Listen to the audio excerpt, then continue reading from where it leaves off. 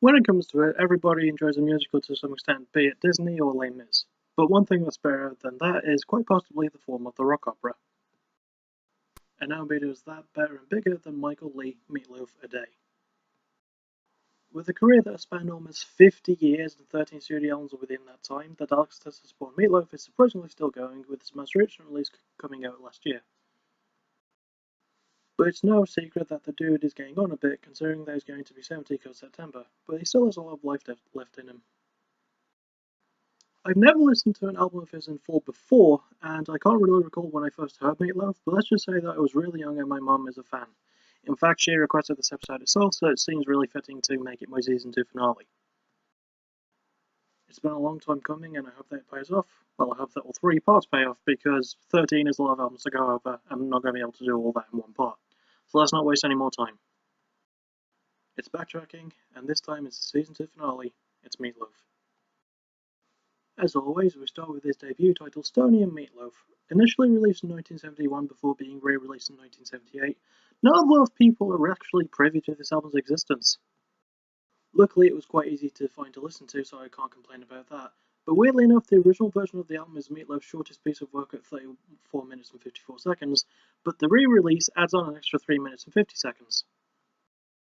Another odd fact is that whilst I did listen to the 1978 version, it had the album cover of the 1971 version. There is a difference in the two, you see. The original has Meatloaf sat down with co-singer on the album Stoney stood up next to him with an old... It's an old Victorian-style setting style photo, and the re-release has a picture of some actual meatloaf with several condiments to make it look like Meatloaf's face. There's even tomato sauce made to look like his hair. I'm being dead serious about this. You should look at it for yourself. There is also a difference in record label and producers as well. The original was released through a Motown Records subsidiary named Rare Earth and produced by Russ Tarana, and Mike Valvano. The 1978 version was released through Prodigal Records and produced by those same 3 people alongside Nick Zessis and Dino Ficaris.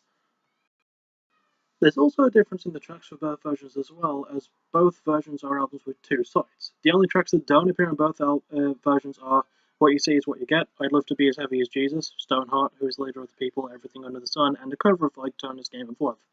That's a lot to go through, and it's only 1 track fewer than if I'd gone through the songs that actually were on both versions. All of those weird facts aside, though, is the album itself good? In all honesty, it's not that bad. It has a more soul-focused sound in contrast to the theatrics and opera that we better know Mr. Love for nowadays. I guess part of that is down to Stoney, whose real name is Shawn Murphy. She's a pretty good singer, and her pipes in comparison to Loaf make a good contrast on this album. They both sing with that big operatic powerhouse style, but they have those little differences that just make the 2 performances sound different. In terms of instrumentation, it was handled by 2 bands named Scorpion and the Funk Brothers, and producer Russ Tarana even got in on the action too. They all lay a really good backdrop to the album's sound, and it has a good result, really. Standout songs include Jimmy Bell, Stoneheart, Jessica White, Sunshine in brackets Where's My Heaven, and my favourite in Kiss Me Again. Even though it has a shaky start, it has good production and sound for its time, and it's a good enough start to Meatloaf's career. I can recommend it. Next up is his second album, Bat Out of Hell. Released in 1977 through Cleveland International Epic Records and produced by Todd Rundgren, this album is pretty much the one that made Meatloaf. In terms of length, it just passes 46.5 minutes, but there's only 7 songs to the album itself. This should give you an idea of how ridiculous it is. The shortest song, All Revved Up With No Place to Go, is 4 minutes and 19 seconds in length. The longest is the intro title track, which clocked in at 9 minutes and 48 seconds. But there is a reason for this, that reason being that even though it's not listed as such, Bat Out of Hell kind of feels like a concept album. It's the first taste of the rock opera sound that we get from Meatloaf, and you can already tell that he's having a lot of fun with it. Sure, it's cheesy at times, but it's a positive kind of cheese. In the late 70s, that's all you could ever ask for, really. Anyway, the album itself is actually developed from something called Neverland, which is a futuristic rock version of Peter Pan. That is just one of the many interesting behind-the-scenes facts about this album. But since there are so many, I won't bring them all up. I mean, it keeps things fair and it gives me more to write, and to be honest, I'd much rather talk about the album's iconic status, impact, and legacy, so let's do that. It's considered a rock classic, which goes without saying. The album and the 2 Bat Out of Hell sequel albums make Meatloaf more money than all of his other work combined, and are all still his best-selling records to this day. Part of the reason could be due to the change in sound. Sure, it is more rock focused, but it still has that tinge of soul from his debut, which is a nice little nod to it, I think. Another reason for the album's success could be the fact that it's Love's first collaboration with composer Jim Steinman, and would become the beginning of a long and storied career between the two. As an album, Bat Out of Hell is so successful that as of February of this year, there's an actual musical of it. Heck, as of May 2015, the album spent a total of 485 weeks on the UK album charts. Wow. The album finds that great balance of rock and opera, mixing together amazing hard rock energy from the backing band, one of which being the album's producer, and great classical arrangements along with some damn fine brass instrumental work. Standout songs include the title track, Paradise by the Dashboard Light featuring Ellen Farley, 203 Ain't Bad, and my favourite in You Took the Words Right Out of My Mouth, with a spoken word intro by Jim Steinman and Marcia McLean. Bad Out of Hell is Meatloaf's breakthrough album for many reasons, with amazing production value and this great sense of theatricality, fun, and storytelling chops. No wonder it's my mom's favourite album, and I can pretty easily recommend it as well. It's really, really good. Next up is his third album, Dead Ringer. Released in 1981, there's a change of record label as it's just released through Epic Records this time, and there's a change of producer as Todd Rundgren is nowhere to be found, with Stephen Galfaz and Meatloaf himself actually producing this one. There's also a difference in behind-the-scenes facts when comparing this to Bat Out of Hell. Whereas Bat Out of Hell had a lot but only brought up some parts to save time, Dead Ringer doesn't have as much, but it's all still worth mentioning. First of all, it's the time gap of 4 years between the albums. Well, it wasn't meant to be that long. In 1978, Jim Steinman had begun writing for the album Bad for Good, and he did intend for Loaf to sing on that album. But a combination of touring, exhaustion, and nasty newfound drug addiction caused the Loaf of That Is Meaty to lose his voice. This led to Steinman singing on Bad for Good himself not long before the release of Dead Ringer. But what about Meatloaf on this one?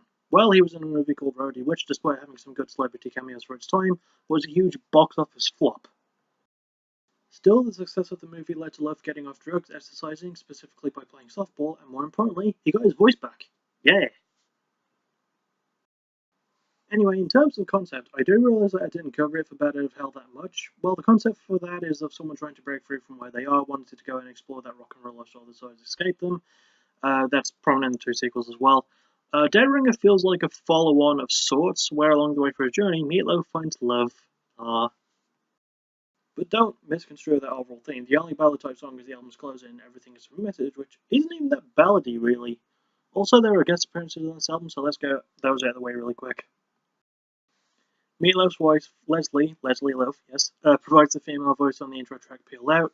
Jim Steinman provides the 38-second long monologue that is Nocturnal Pleasure, but perhaps most notable is the album's studio title track Dead Ringer for Love, which features none other than the pop goddess herself and Cher. As we all know, we're all Cher's gay best friend in some way or form. Anyway, Dead Ringer for Love is possibly the album's best song in terms of storytelling, much like the title track in Bad Out of Hell. In terms of sound, it's still very rock opera, but the pace is picked up and there are fewer elements of brass, with the exception of some horns here and there. It's mostly guitars, bass drums, and some awesome piano work, which are really, really prominent instruments throughout the whole career of Meatloaf, now that I think about it. Standout songs include Peel Out, I'm Going to Love It for Both of Us, I'll Kill You If You Don't Come Back, and my favourite in Dead Ringer for Love. While it's not quite as good as Bad Out of Hell, it's still a really amazing album. In some places, even transparent in storytelling and infectious songwriting. I can recommend Dead Ringer for Love. Well, just Dead Ringer, really easily.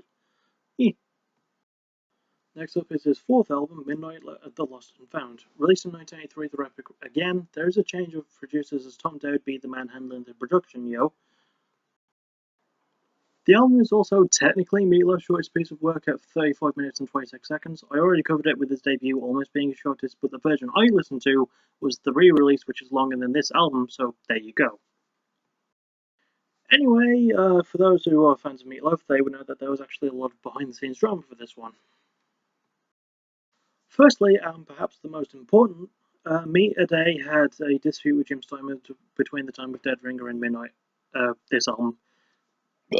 Pardon me. This dispute was so heated that they eventually wound up suing each other.